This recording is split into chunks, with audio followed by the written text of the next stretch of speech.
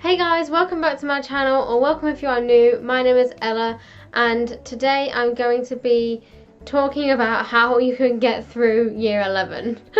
So you've reached year 11 and the teachers are letting you know that you have reached year 11. I don't know about you, but I feel like every lesson at the beginning of that year, right up until about term 3 to be honest, they were like, don't forget you're year 11 now, GCSEs are right about the corner. And you're like, yep, I know. I know that year 11 can kind of have this stigma around it that, I don't know, it's just eat, sleep, revise just over and over again for the whole year. And I just want to say that that's not true. I know that you're going to be doing a lot more work than you probably used to, but at the end of the day you still need to enjoy yourself. You're still going to look back on these years and you don't want to remember them as just, God, that was the year that I literally did not see the outside world. In this video I'm going to be breaking down what I did and what I wish I did in year 11 to kind of keep my stress levels as low as I could. So firstly, before we get into the work and the revision and all of that malarkey, we need to set the ground rule. The first rule is that you need to you need to have time with your friends and family and yourself. Find time to just do stuff that does not involve work in any shape or form, because you're going to be overloaded with work anyway, or you're going to feel like that. And you need to have that time to yourself to kind of realise, okay, yeah, I still need to enjoy life. Life is not just about those GCSE exams, you've got other stuff around that. Before we got into the revision stuff, I wanted to put that there because that is by far the most important thing.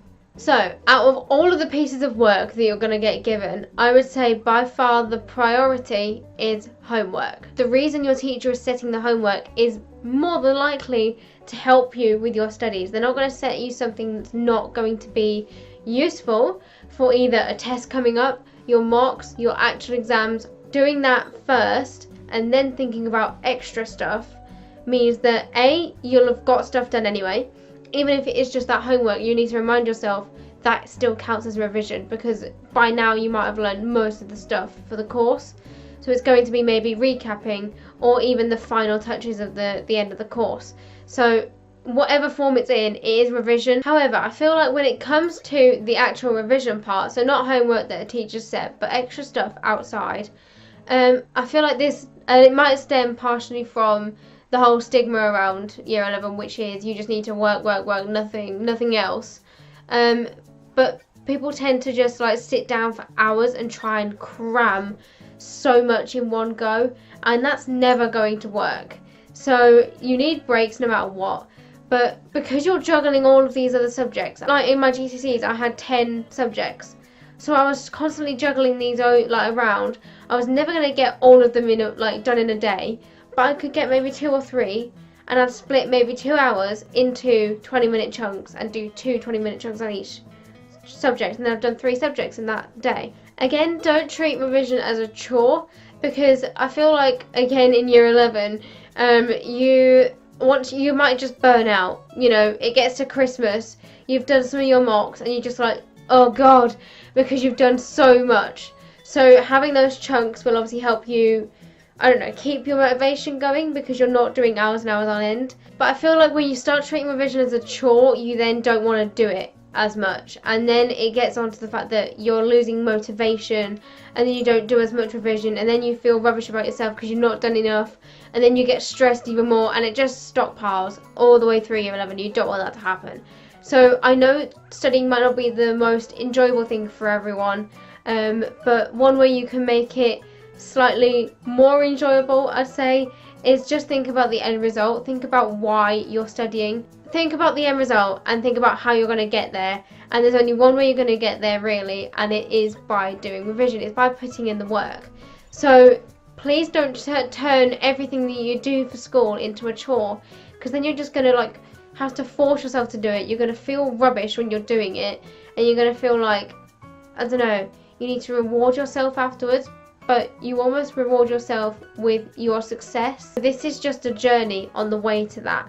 So see it as something positive, and you might be willing to do more. Another thing that really helped me out during year 11 is attending extra classes or we had like stay on revision sessions. They were literally only 45 minutes after school, but they did so much to expand my brain.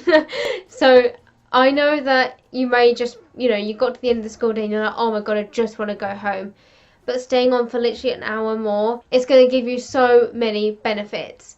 So again, I know mine were with a teacher, but even if you're staying after school with your friends, as long as you work well in that group and you're not just chatting, it can be really beneficial and mean that you don't need to do as much when you get home, and therefore you can associate your home with like less revision and more, just fun-based activities, whereas school is more studying. Even if it's just having a teacher present whilst you're revising, it means that if you get stuck, you can ask them a question straight away, whereas if you're at home and you get stuck, then you're going to need to remember that question for the next day or, later on, and you're just going to maybe forget it or risk not asking the question.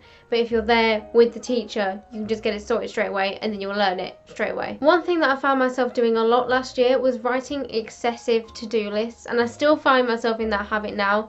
I'm trying to cut it down a bit, because what I do is just think that I need to make a revision notebook for biology, one for chemistry, one for physics, and then I realised like I already have them. They've been given to me in the form of revision guides. So use the resources that you're given.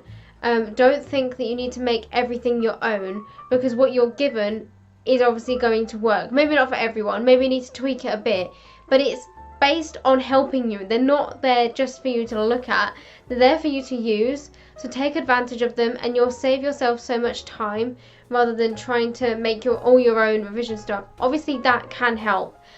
Say your own flashcards, they're brilliant. But if you've got a revision guide, use it.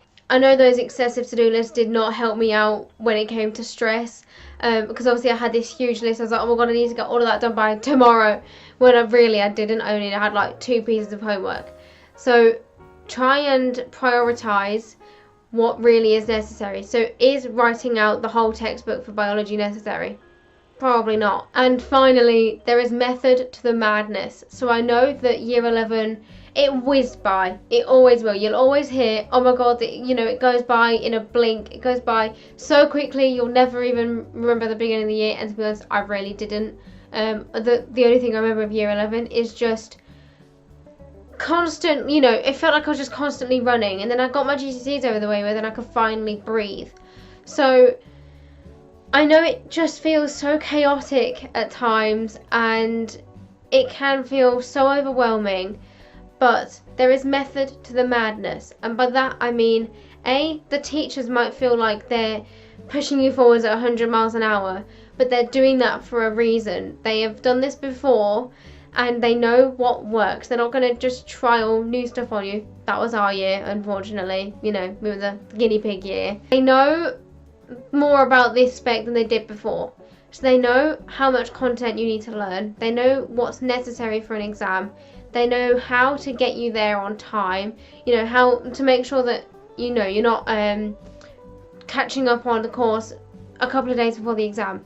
You're confident, you've got loads of time to prepare. That's what they're doing that for. And also, I've talked about excessive to-do lists. Sometimes you have prioritised everything and you still have a ton on that list. And sometimes just looking at it can be like, oh my god, where do I start? And you start with one. Start with one thing, get that done, tick it off, move to the next. Get it done, move to the next. Do method. Don't just randomly, pick and choose and then don't finish one and pick up another one and then don't finish that, go back to the first one. That's just going to cause you more chaos in an already chaotic year. Almost there. You're almost done. I know that's probably really scary. It's probably not helping you out, but it's true. You're almost there. And just think about the results afterwards. Think about the break. Think about having chill time. I remember the first thing I did when I got home from my last exam is I went and watched a movie. So adding that bit of order in your life can just help you feel a little bit more in control of what you're doing and where you're meant to be. and all of that. So there are some ways you can keep your stress levels as low as possible during year 11. It's a very important year, one that's going to whiz by, but I wish all the best in your mocks that are coming up, in your actual exams, and just juggling all of these subjects. I know it's hard, but you'll get through it. So if you enjoyed this video, please give it a big thumbs up and subscribe if you haven't already. It will mean so much. And thank you for watching. I will see you in the next video. Bye!